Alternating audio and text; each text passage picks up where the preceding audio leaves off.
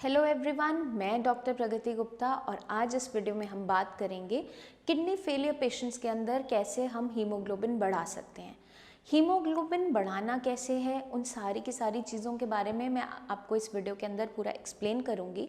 पर उसको समझने से पहले ज़रूरी समझना क्या हो जाता है कि पेशेंट्स की बॉडी के अंदर ऐसा क्या हुआ कि सडनली उनका हीमोग्लोबिन फॉल करना शुरू कर गया। उनका अचानक से हीमोग्लोबिन बहुत कम होना शुरू हो जाता है, पेशेंट अनीमिक होता चला जाता है। अब किडनी फेलियर के पेशेंट के अंदर उसकी बॉडी के सेलुलर लेवल पे उसके सेल्स के अंदर क्या हो रहा है वो सबसे पहले समझना ज़रूरी हो जाता है। जब भी किसी पेशेंट की किडनी खराब होनी शुरू होती है तो सबसे पहले क्या देखने को मिलता है कि किडनी जो काम कर रही थी आपके शरीर के अंदर वो काम अब ठीक तरीके से नहीं हो पा रहा होता है। उसकी वजह से क्या होता है, शरीर के अंदर गंदगी इकट्ठी होनी शुरू हो जाती है। अब किडनी हमारी नॉर्मल फंक्शन उसके जो रहते हैं, क्या क्या काम करती है, आप उसको पहले समझ लीजिए।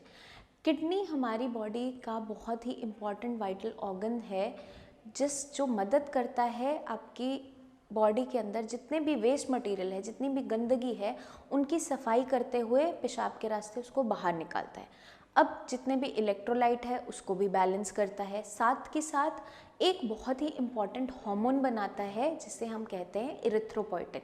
तो जब भी किसी पेशेंट की किडनी खराब होनी शुरू होती है, चाहे वो हाई बीपी की वजह से, हाई शुगर लेवल की वजह से या किसी भी जेनेटिक किडनी डिसऑर्डर की वजह से है, तो सबसे पहले क्या देखने को मिलता है, जो काम किडनी कर रही होती है वो काम अब ठीक तरीके से नहीं हो पा रहा होता है। खून की सफाई सही तरीके से नहीं हो पाती तो क्या देखने को मिलता है कि आपके सीरम क्रिएटिनिन लेवल है, यूरिया लेवल है, यूरिक एसिड लेवल है, सारे इलेक्ट्रोलाइट्स इम्बैलेंस होते चले जाते हैं। तो जब भी आप केएफटी करवाते हो उसके अंदर आपको ये सारी वैल्यूज़ बढ़ी हुई नज़र आनी शुरू हो जाती है। अब जब किसी पेशेंट की किडनी ठीक से काम नहीं कर रही है तो इरिथ्रोपोइटिन हार्मोन जो वो बनाती है वो भी नहीं बना पाती है। अब इरिथ्रोपोइटिन हार्मोन का काम क्या है? इरिथ्रोपोइटिन एक ऐसा हार्मोन है जो मदद करता है आपका ब्लड फॉर्मेशन के अंदर। इरिथ्रोपोइटिन हार्मोन आपका खून बनाने में मदद करता है। अब किसी की किडनी खराब है, ठीक से काम नहीं कर रही है, तो किडनी पे पहले ही नुकसान बना हुआ है। अब जब किडनी पे नुकसान बना है हाई बीपी की वजह से, हाई शुगर लेवल की वजह से, तो क्या देखने को मिलता है, किडनी के अंदर वो हार्मोन भी नहीं बन पाता है क्योंकि किडनी अब नुकसान उठा रही होती है। तो जब इरिथ्रोपोइटिन हार्मोन ठीक क्वांटिटी में बन नहीं पाता, उसकी कमी होती चली जाती है शरीर के अंदर, तो साथ के साथ क्या देखने को मिलता है, पेशेंट का हीमोग्लोबिन घटता चला जाता है। अब जब हीमोग्लोबिन घटता चला जाता है, खून की कमी लगातार होती चली जाती है पेशेंट के अंदर, उसके अंदर क्या देखने को मिलता है, पेशेंट की बॉडी में बहुत ज़्यादा कमज़ोरी आनी शुरू हो जाती है, स्वेलिंग होनी शुरू हो जाती है, जो सारे के सारे एक अनीमिक पेशेंट के अंदर देखने को मिल जाते हैं। उसका जो चेहरा है बहुत पेल नज़र आता है, हाथ पैर एकदम ऐसे सफ़ेद से नज़र आने शुरू हो जाते हैं क्योंकि खून की कमी होती चली जाती है। अब इस खून की कमी को हम कैसे मैनेज कर सकते हैं, फर्दर हम इस वीडियो में इसी के बारे में सब बात करने वाले हैं। अब हम समझेंगे हीमोग्लोबिन की क्या इम्पोर्टेंस है हमारे बॉडी के अंदर। हीमोग्लोबिन एक ऐसा प्रोटीन कंपाउंड है जो रेड ब्लड सेल्स के अंदर होता है। रेड ब्लड सेल्स जो आरबीसीज हैं वो खून बनाने में मदद करते हैं। अब किसी भी ऑर्गन तक अगर नरिशमेंट जाना है, सिंपल टर्म्स में समझ सकते हो कि हर एक ऑर्गन को खाना पीना चाहिए अपनी ग्रोथ को बढ़ाने में, अपने फंक्शंस को चलाने में, कोई भी काम करने में, तो हर एक ऑर्गन को नरिशमेंट चाहिए होता है, खाना पीना चाहिए होता है। अब ये खाना पीना कौन पहुंचाता है? हीमोग्लोबिन पहुंचाता है ऑर्गन्स तक। अब हीमोग्लोबिन आपके खून के अंदर का ऐसा प्रोटीन कंपाउंड है जो हर एक ऑर्गन को नरिशमेंट पहुंचाता है, ऑक्सीजन पहुंचाता है, क्योंकि हर एक ऑर्गन तक अगर ऑक्सीजन पहुंचेगी और नरिशमेंट पहुंचेगा तभी वो ऑर्गन ठीक रह पाता है, अपना नॉर्मल काम कर पाता है। क्योंकि अगर आपकी बॉडी के अंदर खून की कमी होती चली जाती है तो पेशेंट की बॉडी के अंदर एक तो बहुत ज़्यादा कमज़ोरी होनी शुरू हो जाती है, क्योंकि खून ठीक तरीके से आपकी बॉडी तक जा नहीं पा रहा है, क्योंकि ऑलरेडी वो कम क्वांटिटी में है, ठीक तरीके से आपके जो फंक्शंस हैं बॉडी के वो नहीं हो पा रहे होते हैं। तो पेशेंट के अंदर बहुत जल्दी थकान होनी शुरू हो जाती है। जब भी पेशेंट थोड़ा सा भी काम करता है, मान लीजिए सीढ़ी चढ़ रहा है या फिर चल रहा है, थोड़ा सा भी कदम देने पे उसका सांस फूलने लग जाता है, क्योंकि आपके हर एक ऑर्गन तक अच्छी तरीके से ऑक्सीजन नहीं पहुंच रही है।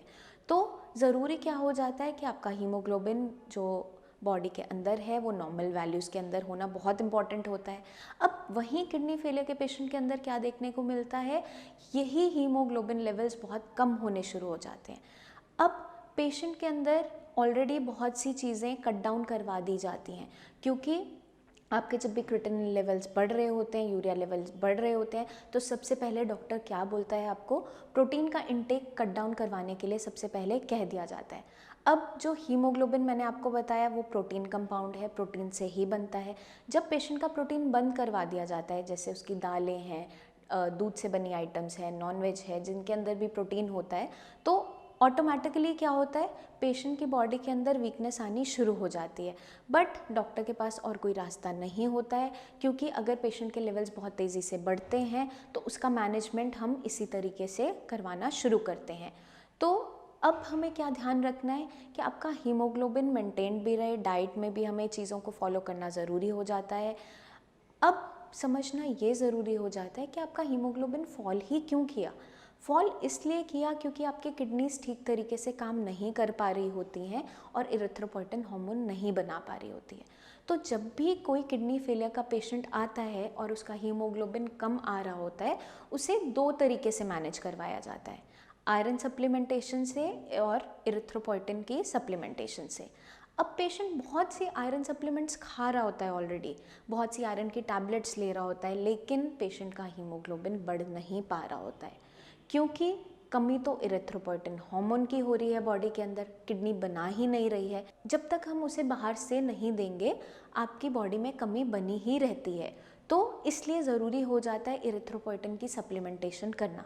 अब इरिथ्रोपोइटिन हार्मोन की सप्लीमेंटेशन हम किस तरीके से करते हैं, जैसे आप सबको पता ही होगा, जब भी किसी पेशेंट के अंदर डायबिटीज़ होती है तो इंसुलिन कम बननी शुरू होती है। तो हम उसको कैसे पूरा करते हैं, उसकी भरपाई कैसे करते हैं, इंजेक्शन के फॉर्म से हम इंसुलिन इंजेक्ट करते हैं बॉडी के अंदर। वैसे ही कोई थायराइड का पेशेंट है, हाइपोथायरॉयडिज्म का पेशेंट है, उसके अंदर थायरोक्सिन हार्मोन ठीक क्वांटिटी में नहीं बन रहा होता है, तो उसको टैबलेट्स के फॉर्म में बाहर से हार्मोन दिया जाता है, हार्मोन थेरेपी दी जाती है। उसी तरीके से सिमिलरली इरिथ्रोपोइटिन हार्मोन की सप्लीमेंटेशन की जाती है। अगर किसी पेशेंट के अंदर हीमोग्लोबिन की कमी हो रही है, किडनी फेलियर के पेशेंट के अंदर आयरन सप्लीमेंटेशन करने के बावजूद भी हीमोग्लोबिन लेवल बढ़ नहीं पा रहा है, तो वहाँ पे इरिथ्रोपोइटिन हार्मोन की सप्लीमेंटेशन करनी पड़ती है।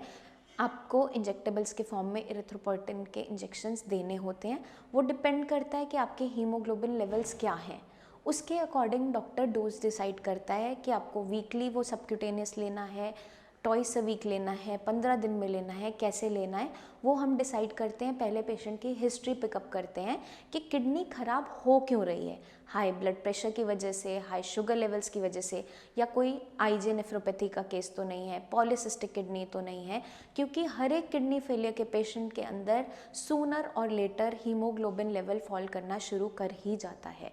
क्योंकि जैसे मैंने आप सभी को अभी समझाया है, जब भी किसी पेशेंट की किडनी ख़राब होनी शुरू होती है वो अपने नॉर्मल फंक्शंस खो देती है। खून की सफाई करना हो, चाहे इरिथ्रोपोइटिन हार्मोन बनाना है, क्योंकि जब किडनी खुद ही नुकसान उठा रही है तो अपने नॉर्मल फंक्शंस वो किस तरीके से मैनेज करे। तो उस कंडीशन के अंदर हमें सप्लीमेंटेशन करनी पड़ती है। आपका अगर हीमोग्लोबिन फॉल कर रहा है तो इरिथ्रोपोइटिन हार्मोन बाहर से देना पड़ता है। अब देखने को क्या मिलता है, पेशेंट आयरन सप्लीमेंट्स तो इजीली ले रहा होता है, बट जब उसे बताया जाता है कि आपको इंजेक्शन लेना पड़ेगा तो पेशेंट बहुत ज़्यादा घबराता है, डरता है। पेशेंट को बिल्कुल भी डरने और घबराने की ज़रूरत नहीं होती है, क्योंकि इरिथ्रोपोइटिन की अगर कमी बॉडी के अंदर बनी रहती है तो आप चाहे जितने भी सप्लीमेंट्स खा लें, आयरन की जितनी मर्जी टैबलेट्स आप ले लें, आपका हीमोग्लोबिन बढ़ नहीं पाता। जो पेशेंट डायलिसिस पे भी होते हैं, वीकली डायलिसिस हो रहा है, वंस हो रहा है, ट्वाइस हो रहा है, तो उनके अंदर भी हीमोग्लोबिन लेवल्स मेंटेन करने ज़रूरी हो जाते हैं। तो हमेशा डॉक्टर्स एडवाइस करते हैं कि आपको इरिथ्रोपोइटिन की सप्लीमेंटेशन करनी ज़रूरी हो जाती है। ये बहुत इजीली आप इंजेक्शन लगवा सकते हो, ये सबक्यूटेनियस भी लगता है, आईवी में भी लगता है, आईवी फॉर्म में, इंट्रावेनस भी लगता है, बट सबक्यूटेनियस फॉर्म में इजीली ये एडमिनिस्टर हो जाता है। जिस तरीके से आप इंसुलिन खुद लगा लेते हो, बहुत से डायबिटिक पेशेंट्स इंसुलिन खुद से लगा लेते हैं, उसी तरीके से इरिथ्रोपोइटिन का जो इंजेक्शन होता है आप सबक्यूटेनियसली अपनी स्किन में लगा सकते हो। वो बिल्कुल सेफ़ रहता है, कोई साइड इफ़ेक्ट पेशेंट में देखने को नहीं मिलते हैं और पेशेंट के हीमोग्लोबिन लेवल्स मेंटेन होने शुरू हो जाते हैं। तो मेरी रिक्वेस्ट है हर एक किडनी फेलियर के पेशेंट से, आपको बिल्कुल घबराना नहीं है। अपने हीमोग्लोबिन लेवल्स आपको अगर बढ़ाने हैं, क्योंकि आप डाइट में बहुत सी चीज़ें आपकी रिस्ट्रिक्टेड होती है, वो हमें करनी भी पड़ती हैं, क्योंकि आपके लेवल्स को मेंटेन करवाने के लिए हमें डाइट में कुछ स्ट्रिक्टनेस फॉलो करनी होती है। तो आप ज़रूर अपनी सप्लीमेंटेशन करें अगर आपके हीमोग्लोबिन लेवल्स नॉर्मल वैल्यू से फॉल कर रहे हैं तो।